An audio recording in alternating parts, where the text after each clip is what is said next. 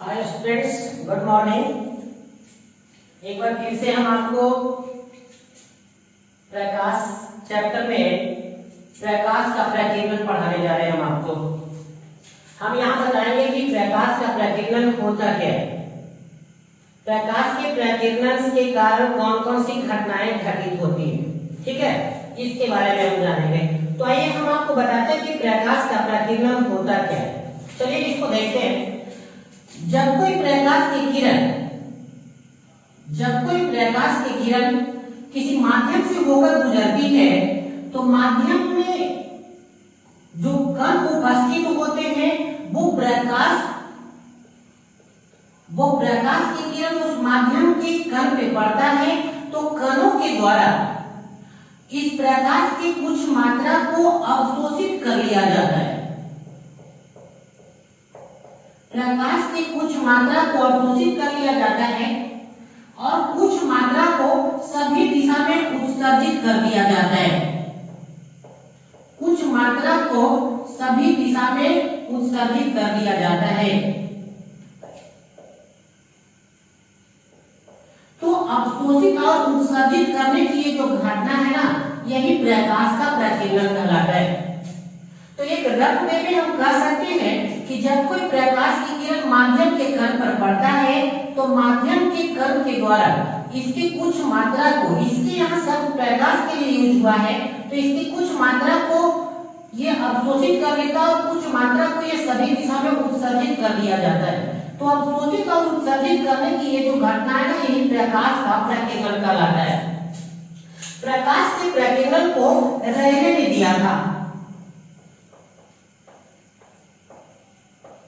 प्रकाश के प्रकीर्णन को रेले ने दिया था। रेले ने क्या कहा था? रेले ने कहा था कि जो प्रकीर्णित प्रकाश की तीव्रता होती है, ये प्रकीर्णित प्रकाश की तीव्रता क्या है, प्रकीर्णित प्रकाश पहले क्या है, तो ये जो प्रकाश इस कण पे पड़ने के बाद जो ये चारों तरफ निकल रही है, जो उत्सर्जित हो रही है, यही प्रकाश जो है प्रकीर्णित प्रकाश कहलाता है। प्रकीर्णित प्रकाश है। तो प्रकीर्णित प्रकाश की जो तीव्रता होती है वो प्रकाश के तरंगदैर्ध्य के चतुर्थ घात के व्युत्क्रमानुपाती होती है। प्रकाश की जो तीव्रता है प्रकीर्णित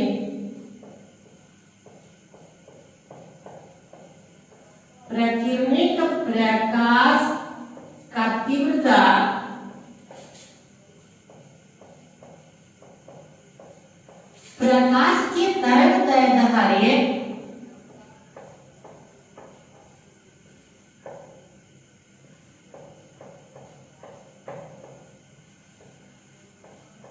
प्रकाश के तरंगदैर्ध्य के चतुर्थ घात के व्युत्क्रमानुपाती का मतलब 1 होता है। तो ये रेले साहब का मानना था कि जो प्रकाश प्रकीर्णित होती है उसकी जो तीव्रता होती है उस प्रकाश के तरंगदैर्ध्य के चतुर्थ घात के व्युत्क्रमानुपाती होता है। अर्थात हम यहाँ कह पाएंगे कि यदि आपका कोई प्रकीर्णित प्रकाश की तीव्रता को हम आई से फिक्स कर दें तो आई समानुपाती 1/λ⁴। यह रिलेशन से यह साफ स्पष्ट होता है कि यदि लैम्डा का वैल्यू अधिक होगा, माने यदि जिस रंग का तरंगदैर्ध्य अधिक होगा उस रंग का प्रकीर्णन कम होगा और जिस रंग का तरंगदैर्ध्य कम होगा उस रंग का प्रकीर्णन अधिक होगा। क्योंकि ये ग्राफ जो है, ये जो रिलेशन है ये व्युत्क्रमानुपाती है और व्युत्क्रमानुपाती का मतलब होता है कि एक के बढ़ने से दूसरा घटेगा और दूसरा के बढ़ने से ये बढ़ेगा। तो इसका मतलब है कि जिस रंग का तरंगदैर्ध्य अधिक होगा उस रंग का प्रकीर्णन कम होगा और जिस रंग का तरंगदैर्ध्य कम होगा उस रंग का प्रकीर्णन अधिक होगा। तो इससे एक ही चीज स्पष्ट होता है, जैसा कि हम जानते हैं कि लाल रंग का प्रकीर्णन सबसे अधिक होता है। जब लाल रंग का प्रकीर्णन सबसे अधिक होता है तो लाल रंग का तरंगदैर्ध्य सबसे अधिक होता है, तो लाल रंग का प्रकीर्णन सबसे कम होगा और बैंगनी रंग का तरंगदैर्ध्य सबसे कम होता है, अतः बैंगनी रंग का जो प्रकीर्णन होगा वो सबसे अधिक होगा। तो ये रेले के अनुसार कहा गया था। सिंपल सी आप देख सकते हैं रिलेशन में आई समानुपाती 1 बटा लैम्डा के पावर 4। एक बात मेरे भाई हम आपको बता देना चाह रहे हैं, लैम्डा का क्रम का मतलब किसका तरंगदैर्घ्य ज्यादा होता है, किसका तरंगदैर्घ्य कम होता है। तो इसके लिए तरकीब फिक्स है, VPI G/OR। यहाँ पर ये देख लीजिए, ये साफ दिख रहा है यहाँ पे कि यहाँ लैम्डा जो मैक्सिमम है, माने कि सबसे अधिक जो तरंगदैर्घ्य है वो रेड रंग का है। रेड रंग का मतलब लाल रंग का है। और लैम्डा जो मिनिमम है वो लैम्डा मिनिमम यहाँ पे वायलेट का है। वायलेट का मतलब होता है बैगनी रंग का है। सो इसके आधार पर आप यहाँ साफ कर सकते हैं कि अगर प्राकीर्णन का हमको लिखना होगा ऑर्डर कि प्राकीर्णन किसका कम होगा, किसका ज्यादा होगा, तो प्राकीर्णन का क्रम आप इसको अपोजिट कर दें, वो आपका सही क्रम होगा। लिख दीजिए फिर से VPI G/OR। और यहाँ सबसे अधिक जो प्राकीर्णन होगा वो यहाँ पे देख लीजिए वायलेट रंग का है। तो आप लिख सकते हैं कि मैक्सिमम स्कैटरिंग का मतलब होता है महत्तम जो प्राकीर्णन होगा वो भी का मतलब वायलेट का मतलब बैगनी का होगा। जबकि मिनिमम अगर स्कैटरिंग की बात हम करें तो वो R का मतलब रेड का मतलब लाल रंग का होगा। तो ये अभी आप पढ़ रहे थे प्रकाश का प्राकीर्णन। मैंने सिंपल मैंने कहा है कि प्रकाश का प्राकीर्णन होता क्या है, जब कोई प्रकाश की किरण माध्यम के कण पर पड़ता है तो माध्यम के कण के द्वारा इसकी कुछ मात्रा को अवशोषित कर लिया जाता है और कुछ मात्रा को सभी दिशा में उत्सर्जित कर दिया जाता है। अवशोषित और उत्सर्जित करने की यह घटना जो है प्रकाश का प्राकीर्णन कहलाता है। प्रकाश के प्राकीर्णन को रेले ने दिया था। रेले ने एक संबंध बताया था कि जो प्राकीर्णित प्रकाश का जो तीव्रता होता है वो प्रकाश के चतुर्थ घात के व्युत्क्रमानुपाती होता है, जिसके आधार पर यहाँ एक रिलेशन लिखा गया है I समानुपाती 1 बटा लैम्डा के पावर 4। दिस रिलेशन शोड है कि if lambda is minimum then intensity of the light will be minimum. तो कह सकते हैं कि जिसका तरंगदैर्घ्य अधिक होगा प्रकीर्णन उसका कम होगा, जिसका कम होगा उसका अधिक होगा। सो यही आपको डिस्क्रिप्शन। अब हम आगे बताने जा रहे हैं कि प्रकाश के प्राकीर्णन के कारण कौन कौन सी घटनाएं घटित होती है। जैसा कि मेरे भाई मैं हर एक टॉपिक को ये जरूर बताता हूँ कि आप इस टॉपिक को क्यों पढ़ेंगे। फर्स्ट ऑफ ऑल पढ़ाई इंपॉर्टेंट है, लेकिन आपको ये भी जानना होगा कि वो पढ़ाई कहाँ पर उपयोग होता है। आइए हम जानते हैं कि प्रकाश का प्राकीर्णन कहाँ पर उपयोग होता है। तो मैं कोई एग्जांपल यहाँ पे लेना चाहूंगा। क्या आप देखते हैं सूर्योदय जब होती है, मैंने सुबह और शाम के समय सूर्य की क्षितिज किरणें लाल दिखाई पड़ती है। क्यों? अगर आप ये प्रकाश का प्राकीर्णन नहीं पढ़े होते तो आप इस प्रश्न का जवाब नहीं दे सकते। जो प्रत्येक दिन मेरे पास में घटनाएं घटित होती है हमें इसके बारे में कोई नॉलेज नहीं, लेकिन आज अभी हम बताएंगे कि आखिर सूर्योदय और सूर्यास्त के समय सूर्य की क्षितिज किरणें लाल क्यों दिखाई पड़ती है।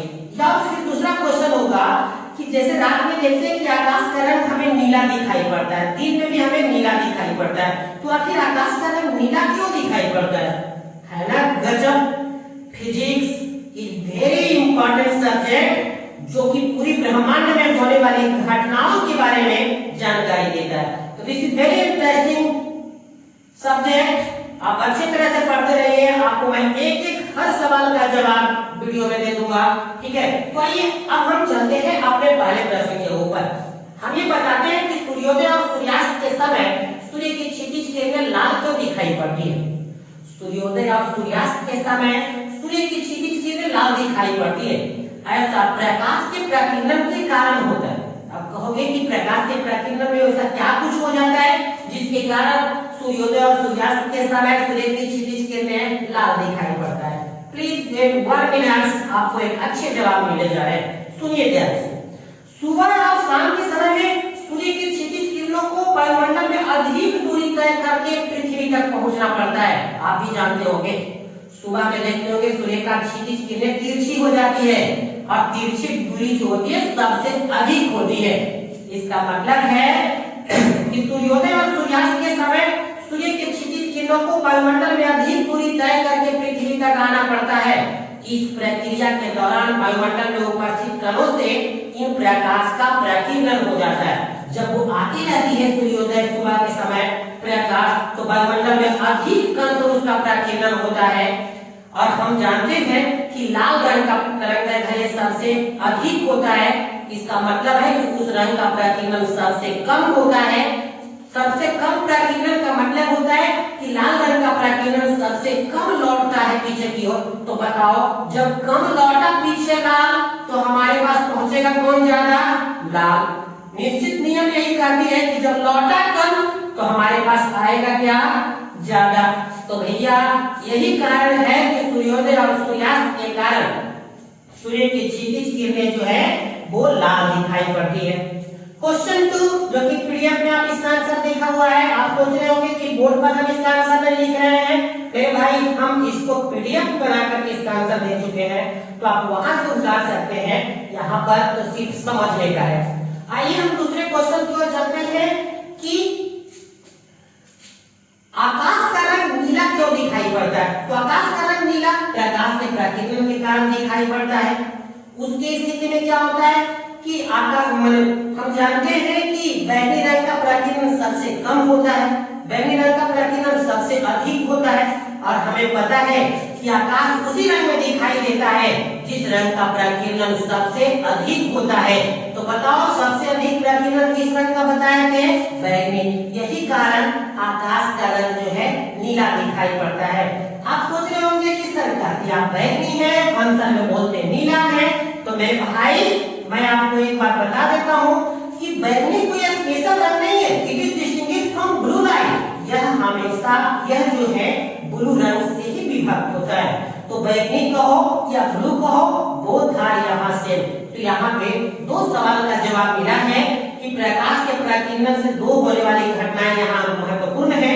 सूर्योदय सूर्यास्त के समय सूर्य की क्षितिज किरणों का लाल दिखना, आकाश का रंग का नीला दिखना, ये सारे प्रकाश के प्रकीर्णन के कारण होता है। तो इस प्रकार से ये प्रकाश का प्रकीर्णन आपका समाप्त होता है। हम आइए दूसरे टॉपिक का चर्चा करते हैं, और वो टॉपिक हमारा है पोलराइड। पोलराइड क्या है? तो पोलराइड एक क्रिस्टलीय व्यवस्था है। पोलराइड एक क्रिस्टलीय पदार्थ है जो अपने से गुजरने वाली प्रकाश को ध्रुवित कर देता है। पोलराइड कहलाता है। कोई बड़ी क्वेश्चन नहीं है, आराम से पढ़ोगे, आराम से याद हो जाएगा। लेजर के में कुछ सोचना नहीं है। अब हम बात करते हैं फ्रॉनहोफर रेखा। फ्रॉनहोफर रेखा क्या है? तो चलिए हम फ्रॉनहोफर रेखा को खूब अच्छे से समझते हैं कि फ्रॉनहोफर रेखा क्या है। तो हम फ्रॉनहोफर रेखा को समझाने के लिए एक आपको बोर्ड में फिगर बना रहे हैं, जिसको आप ध्यान से देखें। ये हम आपका कोई सन बना रहे हैं। सन का मतलब होता है सूर्य। सूर्य में दो भाग होते हैं। सूर्य में दो भाग होते हैं। एक भाग का नाम है फोटोस्फीयर और दूसरे भाग का नाम है क्रोमोस्फीयर। तो देखिए, हम फोटोस्फीयर यहाँ पे होता है,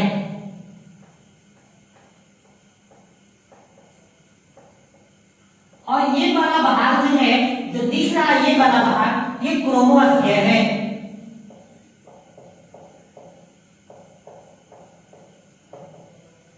अब सबसे पहले बात ये उठता है कि आखिर होता क्या है। तो देखिए, यहाँ पे क्या होता है कि फोटोस्फीयर से प्रकाश की उत्पत्ति होती है।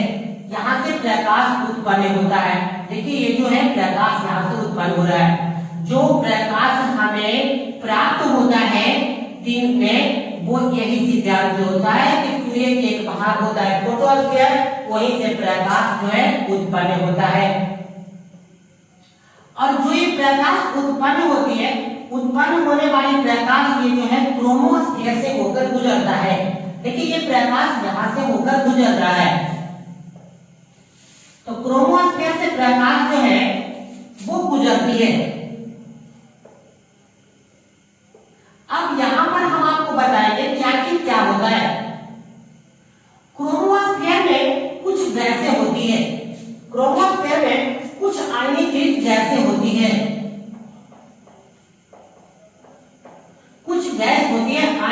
आयनीकृत गैसें, ये आयनीकृत गैसें करती क्या है, तो ये सूर्य से आने वाले प्रकाश को अवशोषित कर लेती है। देखिए आपका जो यहाँ से प्रकाश निकला था, ये प्रकाश को यहाँ तक पहुंच नहीं दिया है, क्योंकि यहाँ जो गैस है, ये गैस इसको क्या कर लिया है, अवशोषित कर लिया है। जब यह अवशोषित कर लिया है और इसका हम कहीं स्पेक्ट्रम लेंगे, स्पेक्ट्रम का मतलब होता है एक पर्दा पर इसको हम जब प्राप्त करेंगे, एक पर्दा पर जब प्राप्त करेंगे तो बाकी के सभी लाइट दिखाई देंगे जो यहाँ से आ गए हैं, लेकिन कुछ लाइट जिसको ये गैस अवशोषित कर लिया है वो यहाँ पे दिखाई नहीं देगा। यही आपका फ्रॉनहोफर रेखा कहलाता है। यही आपको क्या कहलाता है, फ्रॉनहोफर रेखा कहलाता है। एक बार फिर से आपको समझा देते हैं, आप इसके आंसर को कैसे लिखेंगे इसके बारे में हम आपको बता देते हैं कि फ्रॉनहोफर रेखा को क्या लिखेंगे। सूर्य के मुख्य दो भाग होते हैं, पहला है फोटोस्फीयर, दूसरा है क्रोमोस्फीयर। पहला फोटोस्फीयर देखिए तीर के निशान, फोटोस्फीयर से प्रकाश की उत्पत्ति होती है। दूसरा क्रोमोस्फीयर, फोटोस्फीयर से उत्पन्न प्रकाश जब क्रोमोस्फीयर से होकर क्या करता है, गुजरता है, तो क्रोमोस्फीयर में कम ताप पर उपस्थित गैस, जहां जो गैस होती है वो कम ताप पर उपस्थित रहता है। कुछ तरंगदैर्ध्य अवशोषित हो जाते हैं, जैसा कि हम यहाँ कहते कि देखो कुछ तरंगदैर्ध्य को क्या हो गया, अवशोषित हो गया है। और जब सूर्य के प्रकाश का स्पेक्ट्रम लिया जाता है तो ये तरंगदैर्ध्य अनुपस्थित रहते हैं। अब जो अवशोषित भी हो गया, जब इसका स्पेक्ट्रम लेंगे तो वो यहाँ पे दिखेगा नहीं, दिखेगा, दैट मींस यहाँ अनुपस्थित हो जाते हैं। यही काली रेखाओं को फ्रॉनहोफर रेखा कहा जाता है। तो this is very important question था। आई होप दैट ये बोर्ड के पॉइंट ऑफ व्यू से बहुत ही इंपॉर्टेंट है, तो दिमाग में एकदम बना लीजिए इस फिगर को। सूर्य के दो भाग, फोटोस्फीयर, क्रोमोस्फीयर, प्रकाश यहाँ से उत्पन्न, यहाँ कम ताप पर गैसें होती है, जब यहाँ से उत्पन्न प्रकाश यहाँ से जाती है तो ये कुछ तरंगदैर्ध्य को जला अपने आप अवशोषित कर देती है, मैंने खत्म कर देती है। अगर इसका स्पेक्ट्रम लेते हैं तो वो वहां पे प्राप्त नहीं होता है, वही काली रेखाएं हमको फ्रॉनहोफर रेखा कहलाता है। चलिए नेक्स्ट टॉपिक की ओर चलते हैं, लेंस की क्षमता। हम बताने वाले हैं कि लेंस की क्षमता से क्या समझते हैं। पावर ऑफ लेंस, लेंस का क्षमता, पावर ऑफ लेंस। तो देखो इसको परिभाषा 1 मिनट में याद करवा देते हैं। लेंस की क्षमता को हम P से सूचित करते हैं और P बराबर 1/8 होता है। ये फॉर्मूला हम कब इस्तेमाल करते हैं, यदि फोकस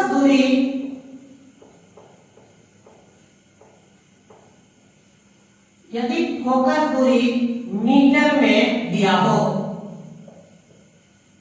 आप एक बार देखेंगे, अगर कोई कन्वेंशन आप बना रहे हो तो देखना आपको वहां पर होगा कि अगर लेंस में फोकस दूरी को मीटर में दे रखा है तो वहां लेंस की क्षमता P बराबर 1/8 इस्तेमाल करेंगे आप। और यदि फोकस दूरी सेंटीमीटर में हो तो P बराबर होता है 100/f, और यहाँ इसके नीचे सेंटीमीटर इस बात को सूचित कर रहा है कि फोकस। तो भैया इसका परिभाषा क्या लिखेंगे, बहुत ही इजी है, बहुत ही इजी है। जैसे आप देख लीजिए कि लेंस के फोकस दूरी के व्युत्क्रम को लेंस का क्षमता क्या रहता है, बटा का मतलब व्युत्क्रम। तो लेंस के फोकस दूरी के व्युत्क्रम को लेंस का क्षमता कहा जाता है तथा इसे P से सूचित करते हैं, P बराबर 1/8। फिर ये लिखेंगे कि यदि फोकस दूरी मीटर में है तो ये, यदि आप सेंटीमीटर में है ये, और सबसे बड़ी बात ये है कि लेंस की क्षमता का जो SI मात्रक होता है, लेंस की क्षमता का जो SI मात्रक होता है, SI मात्रक इसका डायोप्टर होता है।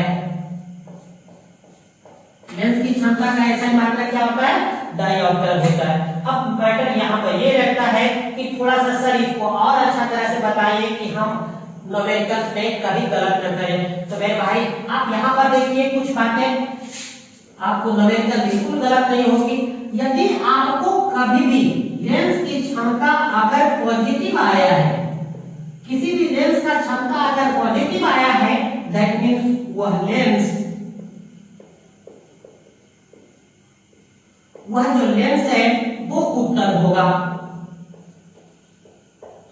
और यदि किसी लेंस का क्षमता नेगेटिव आया है, ऋणात्मक आया है, तो वह लेंस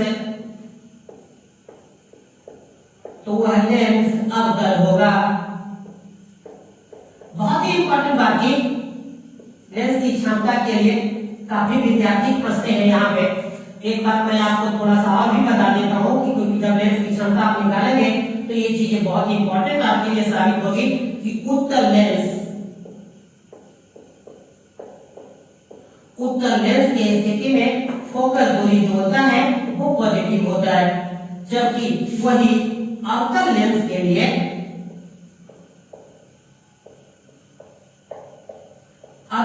की स्थिति में जो फोकस दूरी होता है वो नेगेटिव होता है। अब बाकी के यहाँ क्या होंगे, U, B और F की स्थिति क्या होगी आपको यहाँ पे वो भी हम आपको बताएंगे, क्योंकि न्यूमेरिकल्स में ये काफी होंगे। तो इसको याद करने का बहुत ही सिंपल तरकीब है। जो दर्पण में आप अवतल के लिए पढ़े थे वो यहाँ उत्तल के लिए कर दीजिए, और जो वहां उत्तल के लिए किए थे यहाँ अवतल के लिए कर दीजिए। फिर आपका वो और फिर साइन कन्वेंशन का वो नियम लगा दीजिए कि जिधर से प्रकाश आती है उसके दिशा में जितनी भी दूरी मापी जाएगी वो सारी दूरी पॉजिटिव होगी, और प्रकाश की विपरीत दिशा में जितनी भी आप दूरी मापोगे वो ऋणात्मक होगी। तो ये बात याद रखोगे, मुख्य से ऊपर की दूरी पॉजिटिव होगी, मुख्य से नीचे की दूरी नेगेटिव होगी। कुछ इस प्रकार से आपका ये दर्पण हम ले लेते हैं या फिर लेंस ले लेते हैं। देखिए ये लेंस है, ये लेंस में जो बीच का भाग होता है इसको हम डिफ्लेक्टर कहते हैं। लेंस का डिफ्लेक्टर का मतलब होता है जनाब विचलन होता है, ये विचलित करती है किसी को क्या, प्रकाश को। ये यहाँ पर ऑब्जेक्ट है, यहाँ से कोई प्रकाश की किरण आया है, ये देखो विचलन क्या कर दिया जनाब, यहाँ से ला दी है। तो आप यहाँ पर साफ देख सकते हैं, कहीं पर फोकस बनी होगी, कहीं पर इमेज बना होगा। इस दिशा में प्रकाश आया तो इस दिशा में प्रकाश की जितनी भी दूरी होगी वो पॉजिटिव होगी, इस दिशा में जितनी भी दूरी मापी जाएगी वो नेगेटिव होगी, ऊपर की ओर जितनी भी दूरी होगी वो पॉजिटिव होगी, नीचे की ओर दूरी जो होगी नेगेटिव होगी। दर्पण और लेंस में फर्क एक ही है कि दर्पण में दूरी को ध्रुव से मापा जाता है, जबकि लेंस में दूरी को ऑप्टिकल सेंटर से मापा जाता है। तो ये आपका पॉइंट है ऑप्टिकल सेंटर, जिसको हिंदी में प्रकाशीय केंद्र कहते हैं। यदि आपसे किसी ने पूछ दिया है कि सर ऑप्टिकल सेंटर क्या होता है, तो आप कहोगे कि मुख्य अक्ष और विचलक जिस बिंदु को काटता है, मुख्य अक्ष और विचलक जिस बिंदु को काटता है वह बिंदु ही ऑप्टिकल सेंटर कहलाता है। ये आपके लिए काफी नॉलेज है, याद रखोगे आप। विचलक का काम होता है प्रकाश को विचलित करना, यहाँ से विचलित कर दिए प्रकाश को। वास्तव में अगर प्रकाश को सोचते तो इस प्रकाश को जाना ऐसे चाहिए था, लेकिन देखिए क्या किया है लेंस ने, इस प्रकाश को इतना झुका दिया है और यही एक कोण बन गया, जिस कोण को हम कह सकते हैं विचलन कोण। इसके बाद हमारा एक क्वेश्चन आ रहा है, बहुत ही अच्छा क्वेश्चन दिख रहा है। आप सोच रहे होंगे कि सर ये तो आपका पीडीएफ में आंसर नहीं था। जी हाँ, बिल्कुल सही पूछ रहे हैं, कुछ मैं प्रश्न एक्स्ट्रा बता रहा हूँ जिसका आंसर पीडीएफ में नहीं था। इसके लिए मैं करूंगा क्या, एक और पीडीएफ हम आपको बना करके भेज रहे हैं, उसमें आपको इन सब का आंसर मिल जाएगा, तो आपको चिंता करने की बिल्कुल बात नहीं है। आइए अब हम बताने जा रहे हैं आप लोगों को विवर्तन क्या होता है। विवर्तन बहुत ही अच्छा परिभाषा इस विवर्तन का आप एकदम रेगुलर देखते रहे, कॉपी पे नोट करते रहे। व्यवधानों के कोनों से टकराकर प्रकाश के मुड़ने की घटना प्रकाश का विवर्तन कहलाता है। मेरे भाई विवर्तन होता क्या है, आप इसको अच्छी तरह से समझिए शब्द को। व्यवधानों के कोनों से टकराकर प्रकाश के मुड़ने की घटना, दैट मींस यहां पर कोई ऑब्स्टिकल है। ऑब्स्टिकल का मतलब OBSTICL, ऑब्स्टिकल का मतलब होता है बाधक। बाधक हम उसको कहते हैं जो प्रकाश को आप जाने नहीं दे, अपने से गुजरने नहीं दे, दैट मींस ये भी कर सकते हैं। अब आकर्षक पदार्थ है उसको हम ऑब्स्टेकल कहेंगे, क्योंकि अब आकर्षक पदार्थ प्रकाश को गुजरने नहीं देगा। अब देखिए ये प्रकाश यहाँ से आया है, ये मान लेते हैं वस्तु बहुत बहुत छोटा है, वेरी वेरी स्मॉल। अगर ये वस्तु बहुत बहुत छोटा है और प्रकाश कुछ इसका स्टाइल में आया है, तो आप देखिए भैया क्या ये प्रकाश कोई वस्तु रोक पाया है? नहीं रोक पाया है, माने प्रकाश इसके बगल से मुड़ करके पार हो गया। जब ऐसी घटनाएं घटित होगी तो समझ जाना कि वो घटना क्या है? विवर्तन। आपने कभी सोचा है एक बड़े आदमी का परछाया बन जाता है, लेकिन एक छोटी सी सुई लेते हो तो क्या सुई का परछाया आपको दिख पाता है? नहीं। क्यों? क्योंकि प्रकाश उसके बगल से मुड़ करके क्या होती है? क्रॉस कर जाती है। इसी कारण से इस घटना को हम क्या जानते हैं?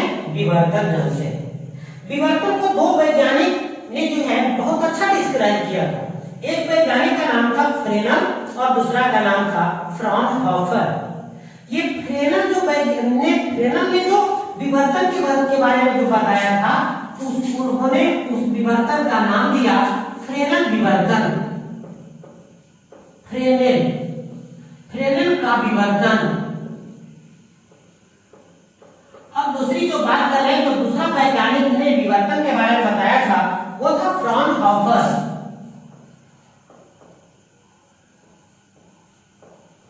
फ्राउनहोफर का विवर्तन। तो आप सबसे पहले बात करते हैं कि फ्रेनल का विवर्तन और फ्राउनहोफर का विवर्तन में क्या डिफरेंसेस था। फ्रेनल साहब को क्या समझ में आया और फ्राउनहोफर साहब को क्या समझ में आया? यदि प्रकाश स्रोत और पर्दा दोनों अवरोध से अनिश्चित दूरी पर, सिंपल सी बात नहीं गई कि भैया जहां से प्रकाश निकला है और जहां पे प्रकाश स्रोत है, अगर इन दोनों की दूरी निश्चित है बॉस तो फ्रेनल होगा, और अगर इन दोनों की दूरी अगर अनिश्चित हो, तो फ्रेनल, निश्चित हो तो फ्राउनहोफर। तो देखिए बहुत अच्छा याद करना हो गया। कितने कम समय में ये क्वेश्चन को हम लिख सकते हैं। विवर्तन को लिखेंगे कि वस्तु बाधक के या अवरोधक के किनारे से प्रकाश के मुड़ने की घटना को हम क्या कहते हैं? विवर्तन कहते हैं। विवर्तन दो प्रकार के होते हैं, पहला है फ्रेनल का विवर्तन, दूसरा है फ्राउनहोफर का विवर्तन। फ्रेनल के विवर्तन में बोलेंगे कि प्रकाश स्रोत और वस्तु जो पर्दा है, अगर उसके बीच की दूरी अगर अनिश्चित हुई तो वो आपका फ्रेनल का विवर्तन होगा, और अगर निश्चित हुई तो फ्राउनहोफर का। बिल्कुल एकदम सही है। अब नेक्स्ट हम जा रहे हैं व्यतिकरण को। जानते हैं कि व्यतिकरण होता क्या है? व्यतिकरण, इंटरफेरेंस।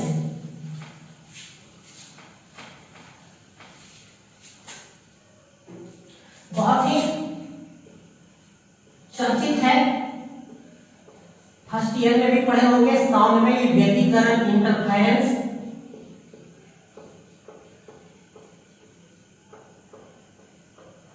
अब सबसे पहले बात होगी कि व्यतिकरण होता क्या है, तो ये बताते हैं। समान आवृत्ति के प्रकाश तरंगों के अध्यारोपण से बने, माने इसमें हम आपको सिंपल सी बताते हैं व्यतिकरण क्या होता है। अगर दो प्रकाश है, प्रकाश तरंग है और उसकी आवृत्ति समान है, दोनों तरंग अगर एक दूसरे के ऊपर अध्यारोपित हो गया है, जैसे आप एक ही जगह से दो तरंग को निकाल दीजिए, किसी बिंदु पर सुनने वाला को लगेगा दोनों आवाज मिक्स होकर सुनाई देगा, तो वो वहां पे कौन सी घटना घटी है? प्रकाश का व्यतिकरण हुआ है। और वहां पे जो घटनाएं घटी तो ये दो तरह की हो सकती है। वहां पर जो व्यतिकरण है, विनाशी व्यतिकरण हो सकता है या संपोषी व्यतिकरण हो सकता है। तो विनाशी कब होगा? यदि दोनों की कला समान है, संपोषी हो जाएगा। अगर कला दोनों की विपरीत है तो फिर वहां विनाशी व्यतिकरण हो जाएगा। ज्यादा कुछ इसमें रखा नहीं है, अच्छी तरह से लिखा हुआ है इसमें, इसको आप एक बार पढ़ लेंगे आपको समझ में आ जाएगा। सिंपल सी बात यही है कि जब दो तरंग जिसकी आवृत्ति समान होती है एक बिंदु पर जब अध्यारोपित होती है, तो अध्यारोपित होने की घटना क्या कहलाती है? व्यतिकरण। फर्स्ट ईयर में साउंड चैप्टर में ये बहुत ही बड़ा टॉपिक था जो कि हम आपको बता चुके हैं। नेक्स्ट हम आपको बताने जा रहे हैं माइनस का नियम। माइनस का नियम देखिए आईएससी के पॉइंट ऑफ व्यू से this question is not important, but हम आपको इसलिए बता रहे हैं क्योंकि कभी कभी होता क्या है कि बोर्ड में कुछ उठाके सा क्वेश्चन पूछ दिया जाता है और सब कुछ टीचर कह देते हैं कि सर ये सिलेबस में नहीं है, वो डायरेक्ट अपना पल्ला झाड़ लेते हैं जब वो पढ़ाए नहीं और डायरेक्ट कहते हैं सिलेबस में नहीं है। आखिर आपने कभी पूछा है हमारी गेसिंग क्वेश्चंस 100% क्यों लड़ता है? क्या मैं आउट क्वेश्चन देता हूं जी नहीं, वो एक्सपीरियंस है कि हमारी गेसिंग क्वेश्चन हमेशा 100% टैली करती है, जिसके कारण मेरा इंस्टीट्यूट का जो रिजल्ट है अदर इंस्टीट्यूटों से बेहतर होगी। किसी इंस्टीट्यूट में एक दो स्टूडेंट्स का बहुत अच्छा नंबर आता होगा और मेरे यहाँ औसतन लोगों का अच्छा नंबर आता है। इस बार के रिजल्ट में आप देख चुके हैं हमारे यहाँ का जो रिजल्ट है 471 471 नंबर मेरे इंस्टीट्यूट का सिर्फ हाईएस्ट ही नहीं है, 420 से 471 तक लाने वालों की संख्या हमारे इंस्टीट्यूट में आपको 20 से 25 के बीच में है। यानी कि कितनी बड़ी विक्ट्री हुई है। यह विक्ट्री उन विद्यार्थियों का है जिसने अच्छा मेहनत किया है, वो तो इस आईआईटी के रिजल्ट से पहले ही बता चुके थे, टेलर दे दिए थे उस आईआईटी जी के प्री का एग्जाम में कि हम हैं नंबर 1।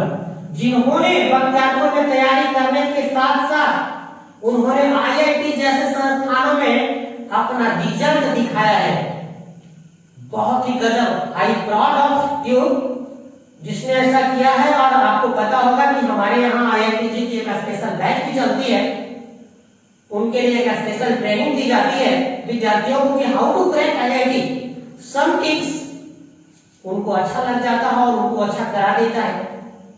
सो चलिए हम टॉपिक को उतरते हैं क्योंकि टाइम इज इम्पोर्टेंट। ये जो अभी चल रहा है आपको कोरोना वायरस का कहर, इसके कारण जो हमें शटडाउन होना पड़ा है, कहा गया है कि घर पे रहिए सुरक्षित रहिए, लेकिन घर पे रहिए सुरक्षित रहिए, पढ़िए जरूर बढ़िए जरूर, क्योंकि बढ़ेगा इंडिया तभी तो बढ़ेगा इंडिया। आपने कभी सोचा है आज हम एक वैक्सीन का इंतजार कर रहे हैं, आखिर एक वैक्सीन हमारे वैज्ञानिक से नहीं आ रहे हैं, इसके पीछे कारण कौन है? दोषी कौन है? टीचर। अगर टीचर उसको हाई लेवल पे पढ़ाए होते, अगर उन साइंटिस्ट की आज की दिमाग बढ़ी होती तो आज ऐसा नौबत नहीं आता और वैक्सीन आ जाती और आज लॉकडाउन की जरूरत नहीं पड़ती। सो आई प्रॉमिस टू यू कि मैं अब और भी काफी बेहतर काफी लेवल से पढ़ाऊंगा, क्योंकि मुझे लगा है कि अगर हम अपने देश के सभी विद्यार्थियों को अच्छा से पढ़ा पाएंगे तभी तो मेरा देश सबसे नंबर 1 रहेगा। तो चलिए आइए बात करते हैं नेक्स्ट क्वेश्चन को कि माइनस का नियम क्या है। माइनस का हमने क्या कहा प्रकाश के बारे में। देखिए हम आपको सिंपल सी कुछ बात बताते हैं माइनस को नियम को समझने के लिए। ध्रुवित प्रकाश और अध्रुवित प्रकाश क्या है ये बात समझने पड़ेगी हमको। जबकि केमिस्ट्री का एक चैप्टर है सॉल्यूशन में भी ये आता है कि ध्रुवित प्रकाश और अध्रुवित प्रकाश क्या है। तो भैया ये देखो, अगर ये कोई प्रकाश है, प्रकाश में जितने भी कण होते हैं, क्योंकि प्रकाश छोटे छोटे कणों से बने होते हैं, दैट इज कॉल्ड फोटॉन्स। तो प्रकाश छोटे छोटे कणों से बने होते हैं और प्रकाश का गमन अगर इस दिशा में है और प्रकाश के कणों का कंपन अगर इसके लगभग है, अनेक कहा जा सकता है कि अध्रुवित प्रकाश क्या है। अब बताइए तो समझाइए इसके आधार से कि अगर कणों का कंपन प्रकाश के गमन के लंबवत हो, कणों का कंपन प्रकाश के गमन के लंबवत हो, तो हम उस प्रकाश को अध्रुवित प्रकाश कहते हैं।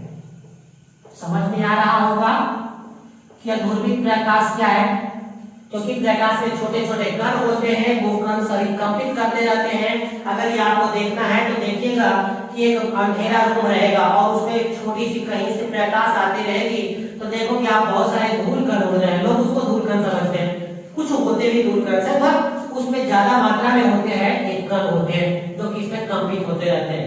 तो इस माइनस ने क्या कहा कि जब ध्रुवित प्रकाश पोलराइड पर तल के लंबवत पड़े तो निर्गत प्रकाश की आपतित तीव्रता का मैंने एक थ्योरी बताया, ज्यादा कुछ नहीं है माइनस का नियम।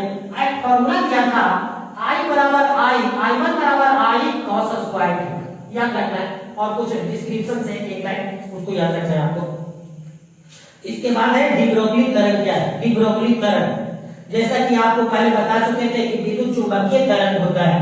विद्युत चुंबकीय तरंग का मतलब होता है विद्युत चुंबकीय तरंग। विद्युत का मतलब वैद्युत क्षेत्र, चुंबकीय का मतलब चुंबकीय क्षेत्र, और फिर तरंग का गमन। दैट मींस वहां पे जो तरंग का गमन होगा वो विद्युतीय क्षेत्र और चुंबकीय क्षेत्र के प्रेजेंस में होगी। इसी कारण से उस तरंग का नाम पड़ा विद्युत चुंबकीय तरंग। डी ब्रोगली तरंग क्या था? डी ब्रोगली साहब का मानना था कि छोटे कोई वस्तु होते हैं उसमें बहुत सारे छोटे छोटे गतिशील होते हैं, गतिशील कण से संबंधित कुछ तरंग होते हैं जिसको डी ब्रोगली तरंग कहते हैं। तो यहाँ पे लिखा हुआ है कि गतिशील कणों से संबंधित तरंग को डी ब्रोगली तरंग कहते हैं।